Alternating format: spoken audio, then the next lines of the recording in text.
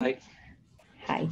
Hi, everyone. We're going to start. We still have some people trickling in, but we're just going to give it a go. Welcome to this Level Up webinar. So this is about the Offerwall, right, where we called it How to Increase LTV and Retention Without Damaging IAPs. And I'm very happy that Dmitry Kovalenko from Mail.ru agreed to join us for this. We have been working together for, I think, 4 years, which is quite a bit in our industry. So I'm very happy that you're here, Dmitry, and thank you for doing this with us. First of all, let me introduce myself, then I'll give the mic to you, and then I'll talk a little bit more about the structure of the session. Sure. So amazing. So I'm Sandra, and I work at ironSource. I'm VP Partnerships here, which means that it's about existing clients, existing partnerships. And I saw a couple of people in the attendees list that actually I work with on a day-to-day basis. So it's great that you were able to join. I think that's it about me. So I'll give the mic over to Dmitry. Yeah. Hi, Sandra. It's a pleasure to be here. Hi, everyone. So I'm Dmitry. I'm responsible for the monetization for our global products at Mail.ru. So I basically work with the gaming titles, and I hope I will share some new insights about the Offerwall to all of you today. I'm sure. Cool. So before we get in, I'll talk a little bit about the structure. So the main part of this session is it's kind of a bit different than what we usually do. It's less like a frontal session with content. It's more a conversation where we brought some questions to the table that we think that you would have to Dmitry if you would talk to him one-on-one.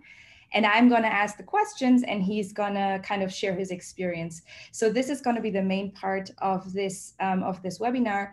And before we start, I will say a little bit about ironSource for anyone who doesn't know what we do. Then Dmitry will say a little bit about Mail.ru, and especially like the gaming activity within Mail.ru, because Mail.ru itself is quite a big company, right, as we all know.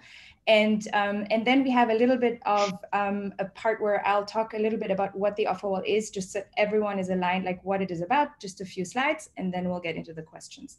So let me start with ironSource.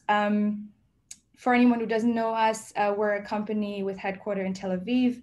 We have one of the top growth platforms for games out there, and meaning that we are a mediation platform, right, which some of you actually use, Mail.ru among them, right? We also are an independent ad network, and as such, we have a product that is called the Offerwall. So this is our angle to this whole topic. I think I'll leave it at that because most of you probably know us. So I'm going to switch over to hear more about Mail.ru. Yeah, so Mail.ru Group is one of the biggest internet companies in Europe. And as Sandra said, it's quite a big company, but our gaming division is pretty big. So it's about a third of all our business. And now all of our gaming activities are brought under the new brand called My Games. And My Games creates, publishes games worldwide on all the modern platforms, which are PC, console, and of course, mobile. So we have many games in our portfolio: Warface, Hustle Castle, WarRobots, Left Survive, and many, many more. Some of them you could see on the slide. And My Games basically consists of many studios. Some of them are created in-house, and some of them are brought to our family with the MGVC. It's our venture fund.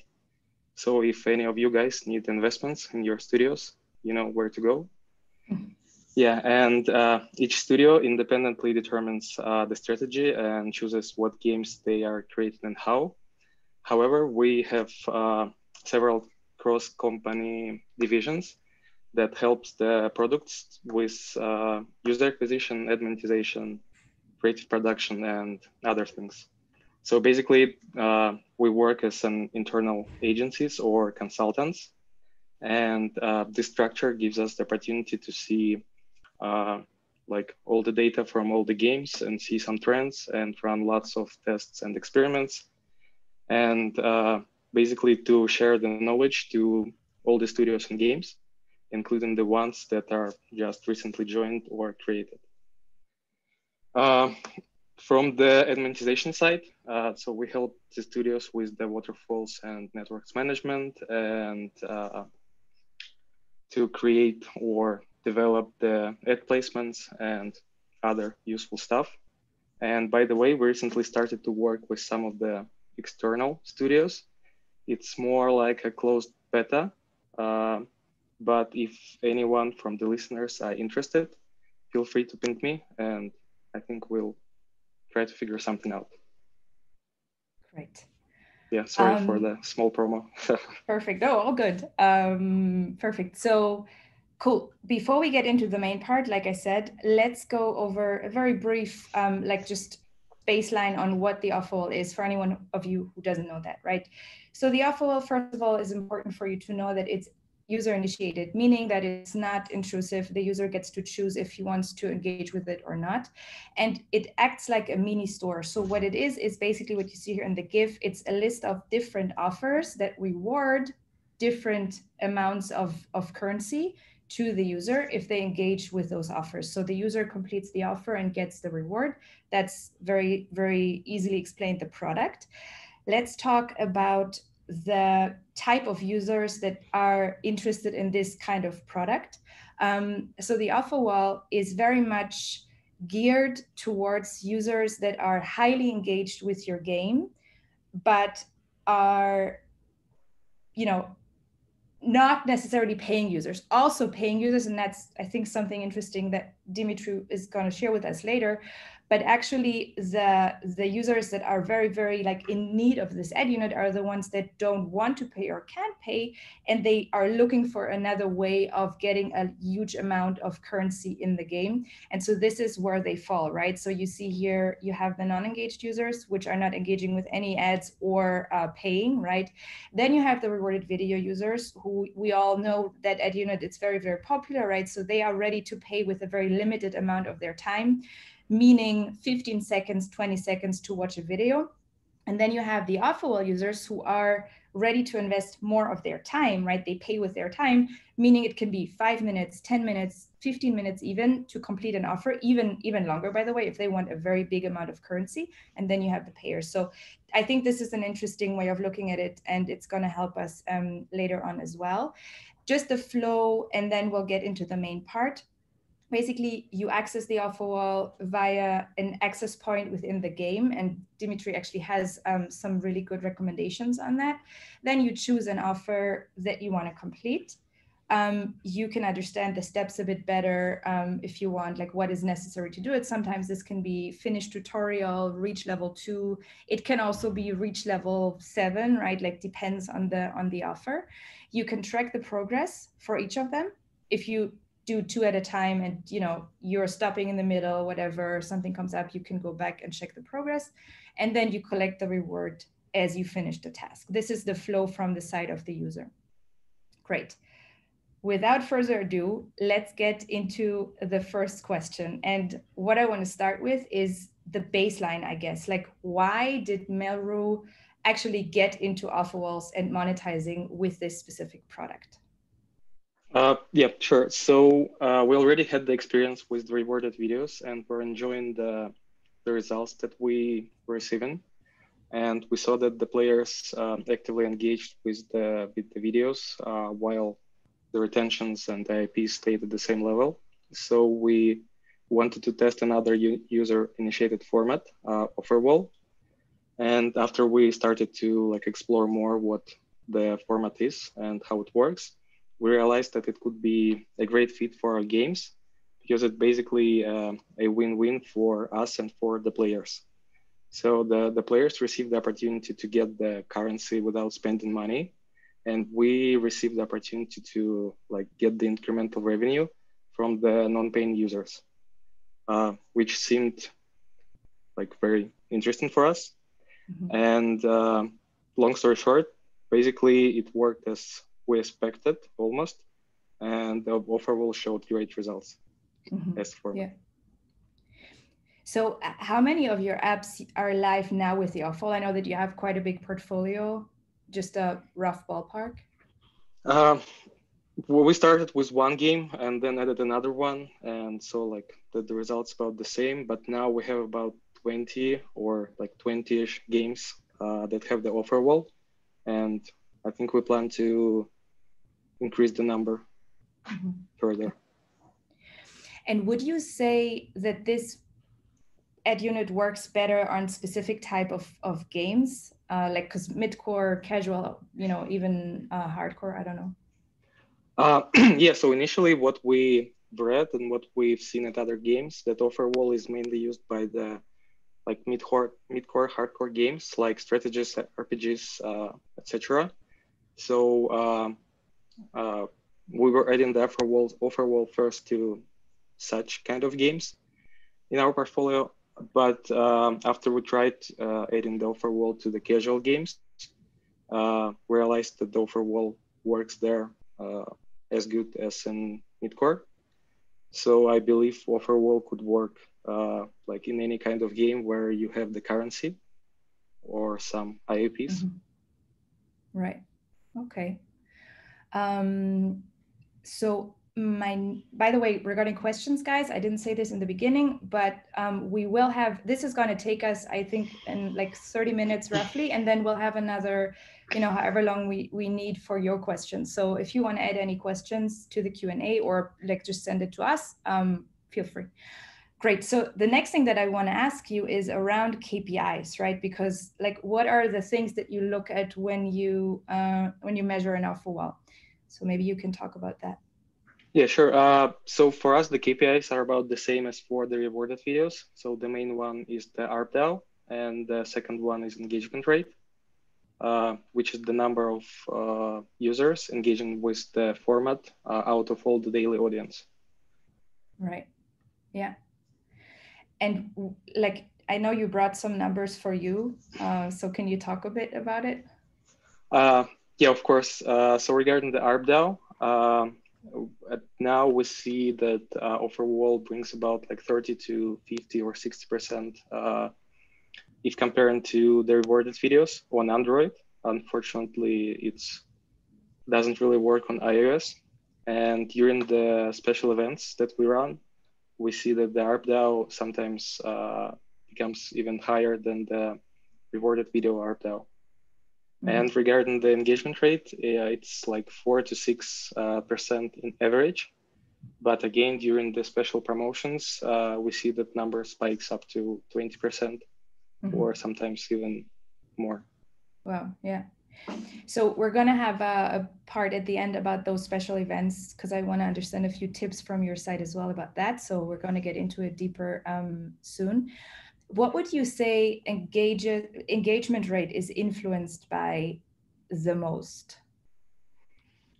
So what we think now is that not all the people are ready to use the offer wall, but for those players who want and ready to use the offer wall should be like easily found, and the players should know that the game has the offer wall. Right. Yeah. So when you started, maybe walk us through how you started implementing it. Like, what were you looking at? What was the process? Yeah, sure. So first of all, we were looking at how the offer wall was implemented in other games, and we wanted to design like the entry points so they would look native to our games. Also, we like had a discussion whether we should segment the people or show the offer wall only to like non-paying users or like to just some cohorts of the users. But later we decided like to run the test on all the audience, which appeared to be a wise decision. And of course, we carefully monitored all the metrics like after we implemented the offer wall, because we had some concerns that it might harm the IAPs or retention rates, because the players could possibly leave to the games they see in the offers. But overall, like after all this, we enjoyed the results and repeated all the steps for the next games. Yeah. What was maybe the most like surprising thing when you monitored the metrics, that because you mentioned you were scared of cannibalization, IAP, retention. So initially we planned and we were thinking that Offerwall should monetize the non-paying audience. However, after we gathered the first results, we saw that most of the revenue, or at least big chunk of the revenue, comes from our paying users, Mm-hmm. and this was really a surprise for us. Right. Yeah. That is actually surprising. Yeah. We're going to talk about IAP effect and retention effect in a bit, because I think that's going to be really interesting to dive into that a little bit more. Before we go there, though, I want to get a bit of your recommendations and best practices on placements and how you integrate the offer wall in your games, like what makes sense. Yeah, so basically, offer wall is more like a alternative to the InApp Purchases. So the standard placement for the offer wall would be the in-game store. Mm-hmm. However, it also makes sense to add some extra entry points Mm-hmm. somewhere in the game, mm-hmm. so the players could easily find it. Mm-hmm. Regarding the proper setup, also I wanted to mention that basically it makes sense and the only sense to use only hard currency. We had some experiments where we tested soft currency in one of our games, and basically soft currency didn't work at all. The users were not interested in completing the offers, and the engagement rate was very, very low.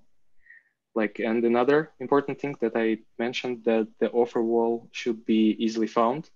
And again, we've done some mistakes that help to get the best practices. And in one of our games, the offer wall was hidden deep in the menus. So the users had to basically explore all the buttons and press 5 or 6 times from the main screen to get to the offer wall.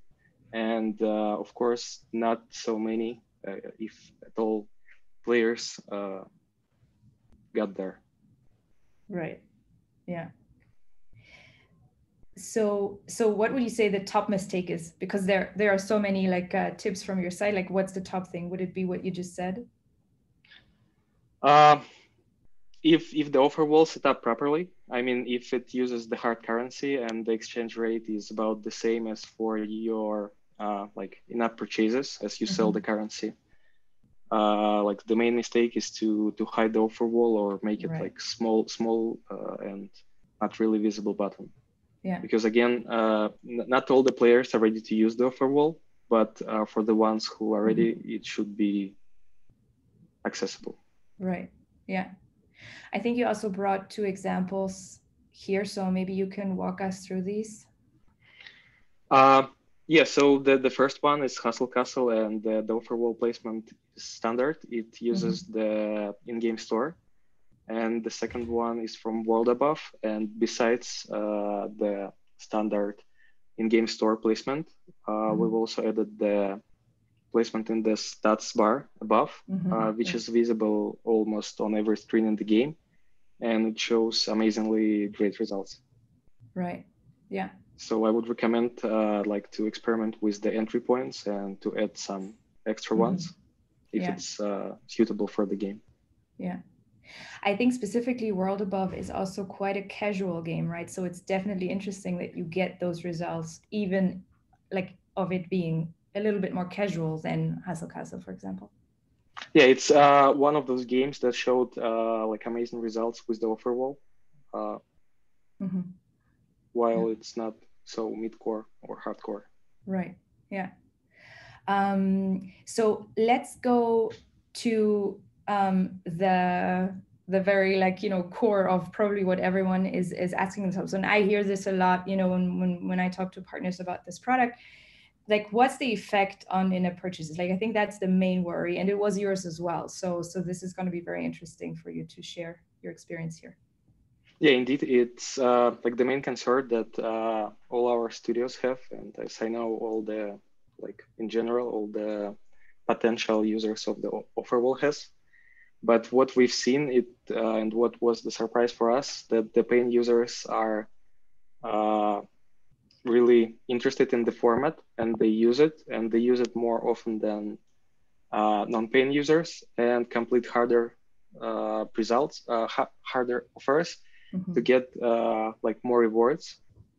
And of course, they continue to make purchases after interacting with Offerwall, which was one of the main concerns.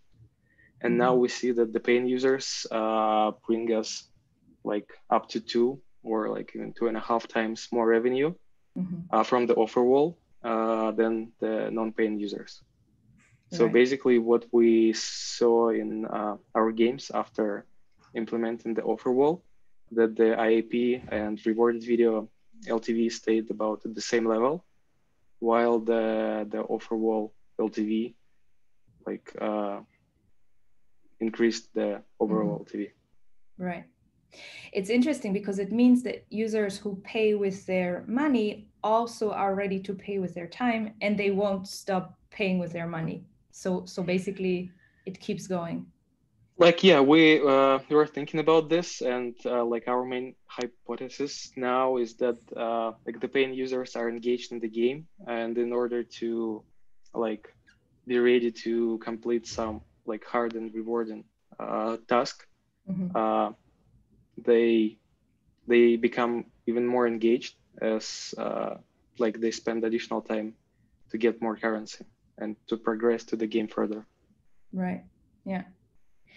And did you also see that you were able to convert non-payers to be payers?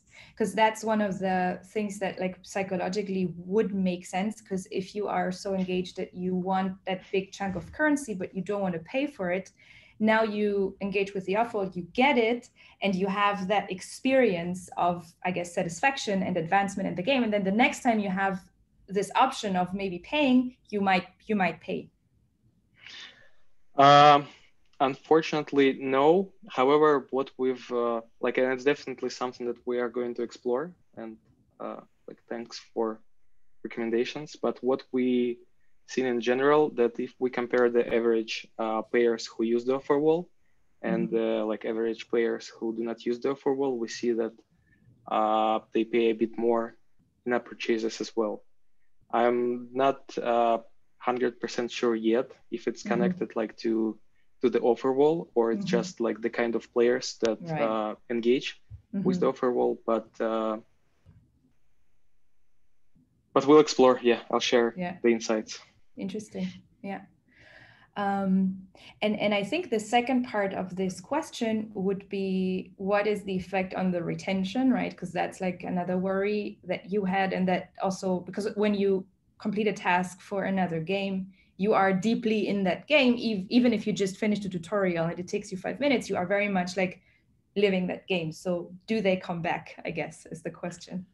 Yeah, they do come back. And actually, we see that the Offerwall users have an average longer lifetime than the non-Offerwall users. And again, it's hard to say if it's the Offerwall effect, or again, it's just the kind of players who interact with the game.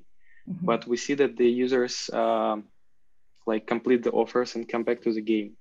And actually, it makes lots of sense, because the player spent some time to get the currency. So it makes no sense for him to leave the game, even if he started to progress in other game. Yeah, makes sense. So what's the graph that you brought us here? Maybe walk us through that.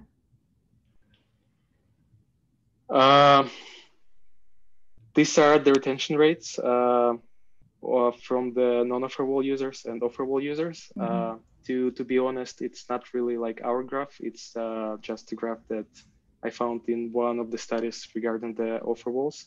Mm-hmm. What we definitely going to do is like to run similar and see if it's complete and matches our retention rates. Right. Right. Great. So let's go here. Yeah. So the last question, I guess, would be around the promotions that you mentioned earlier, because I think they are a big part of making this a successful product. And so I want to ask you about your top tips here. And before you answer, I'm just going to explain to everyone what this actually is, right?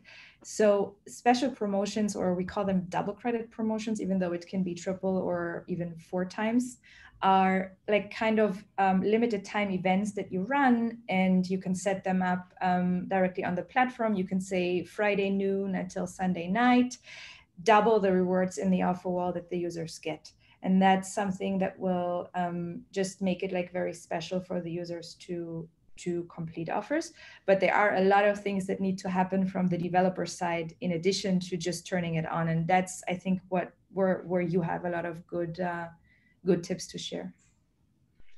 Yes, so the double credit promos was also a game changer in the like offer wall management for us, because basically it helped to boost the offer wall revenue quite significantly.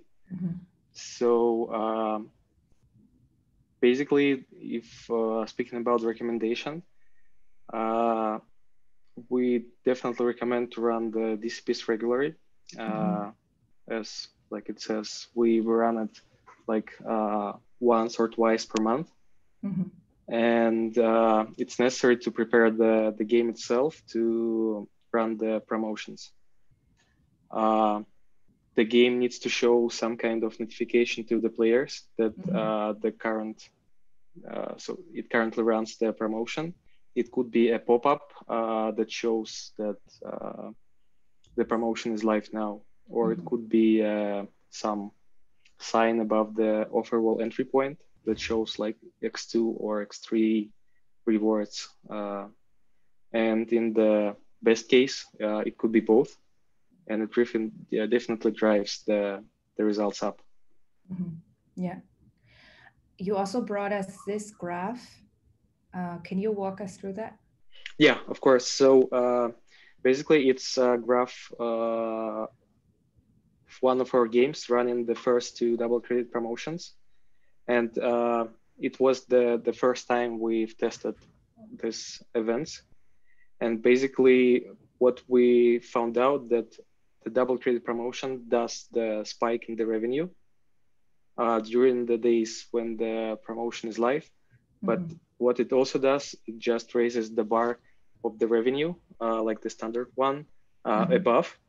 And we see it like almost from the every promotions that more and more new players like figure out that the game has the offer wall and start to engage with it even during like the usual time without special events. Right. Interesting. And can you talk a little bit about your live ops events that you are doing a lot? Like I play Hustle Castle religiously, and I know you do a lot of those. But like, how does it engage with the offer promotions? Do they exclude each other? Do you do them on the same time or not? It really depends, like from game to game. But what we usually try to do is to run the DCP during some events that we have, because the players are already like know that the game has some special activities for them, and they expect that it might be the same in the offer wall as well. Yeah, makes sense. And maybe also another question around like the game community, because I know that you have a very tight community for some of the games. Is there any feedback about this product? Do they like it? Do they not like it? The players usually do not share any like feedback about the formats. But what is funny, in one of our games, players often ask us why they cannot find the offer wall while their friends have them. And basically, it's the iOS users that try to find the offer wall, which is switched off on the iOS, and they see it on the screenshots or in the messages from their friends, and do not understand why they are missing such opportunity. Right. Interesting. Really cool. So I think that's the questions that I had to you. We did get a couple of questions on private channel, and also I see one on the official channel. So I'm gonna start with a couple of private ones that we got. So the first one is, I guess, to you. Are there any things that are less like optimal with this product that you would say like that's a bit of a downside? The main downside for us is that it's not really available for iOS. I mean that the results there are like uncomparable to the Android Offerwalls. And the second one, I would say that the users sometimes complain about the offers that they complete and do not receive the reward.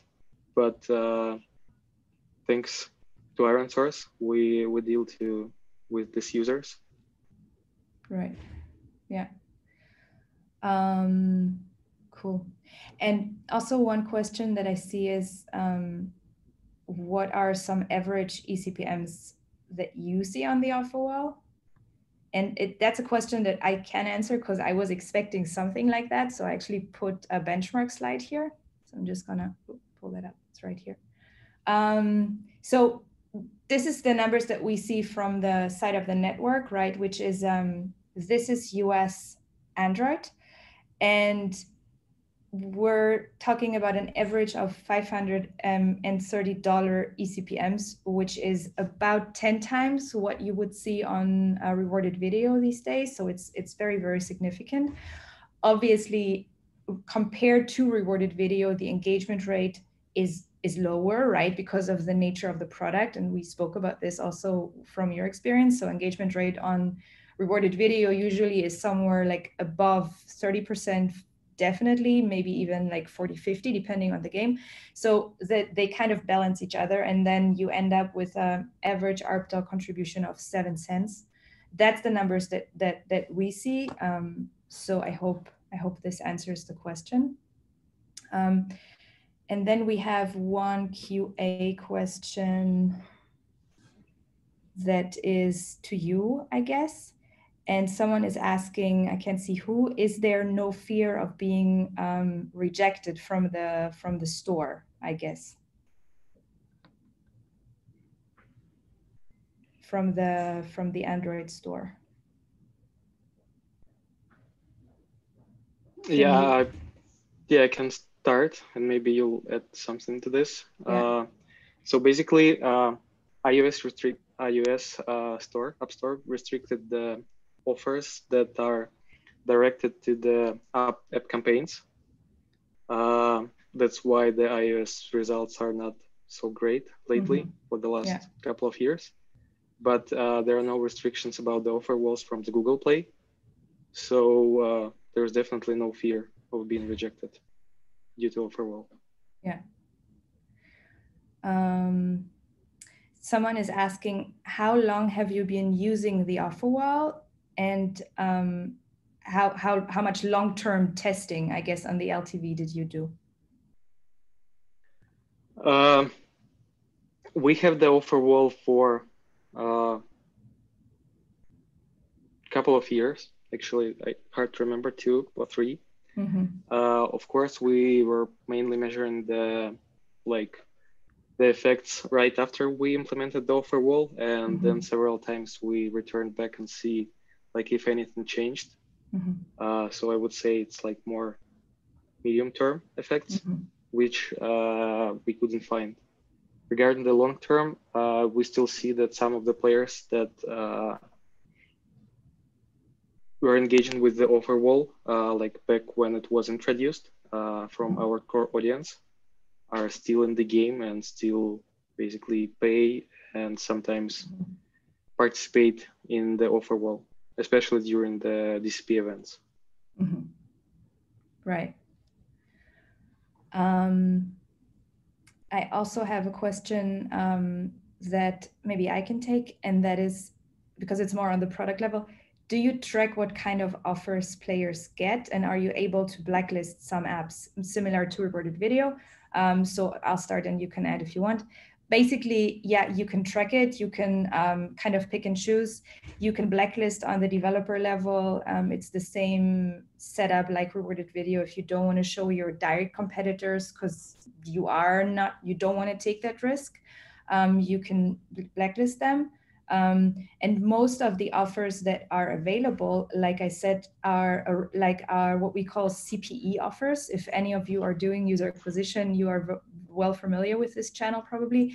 It's cost per engagement. And what that means is basically that you are getting an install of a user that either finished tutorial, reach level 2, or like build a fort. You can do all kinds of events on the advertiser side, and then that's what's going to be the type of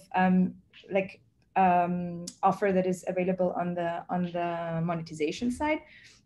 There are also some offers, but very few that are surveys and kind of more direct offers. But I would say the bulk is definitely those install plus engage somehow in that game. I also have a question here from Olga. She's asking, does Offerwall work for you anywhere other than in the US? Yes, I can answer this. So of course, the US is the main territory where the Offerwall works the best. And it's not only regarding the Offerwall. We also see great results in terms of the IAP and rewarded video revenue from the US. But we also see that the Offerwall works very well in other territories as well. And it's quite similar to, I would say, IAP, and it works good in tier 1 countries, English speaking. Yeah. Europe. Right.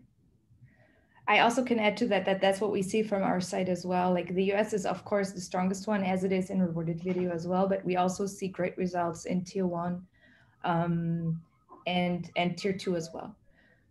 I also have a question that is interesting, I think, from Ivona, and she's asking, what would be your recommendations for the exchange rates? Higher exchange rates would give better offers to the users, but it shouldn't do any harm to IAP. So how would you answer that? I would answer that it's better to test the rewards, of course, but in general, it's better to choose the exchange rate, which is matching your exchange rate in the store.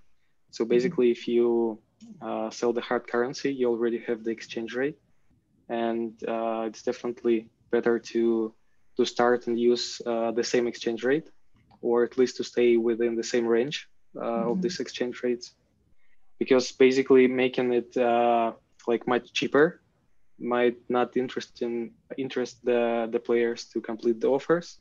While if you put the exchange rate which is way too high, it might in this case, I believe it might harm the IAPs.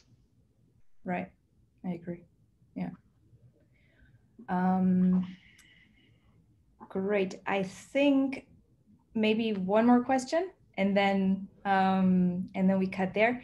So if someone is asking, if I did want to segment users, how would you do it? When you were thinking about it in the beginning, what were your thoughts? I believe it's not a really good idea to segment the users, or I mean to just limit some users from the offer wall. But if I would segment the users, probably I would run some tests on the time frame when the offer wall appears. So maybe it's wise to give a day or two for the players to get used to the game and see what it's all about before offering the offers. But again, it's like the thing that needs to be tested. Yeah, I agree. Amazing. So this is my time to say thank you to you for joining us, for sharing. I think it was very, very interesting, and I hope you all agree. Thank you, Dmitry, and we will send you a recording of this. So if you want to go back and see things, or look at the content again, feel free to do so. Check out also our other webinars. We have a couple of webinars about all kinds of topics on ironsource.com. Yeah, thank you so much. Enjoy the rest of your day, and thanks, Dmitry, again. Yeah, thanks everyone, and thank you, Sandra, for inviting me. Of course. Have a great day, everyone. Have a good one. Bye. Bye-bye.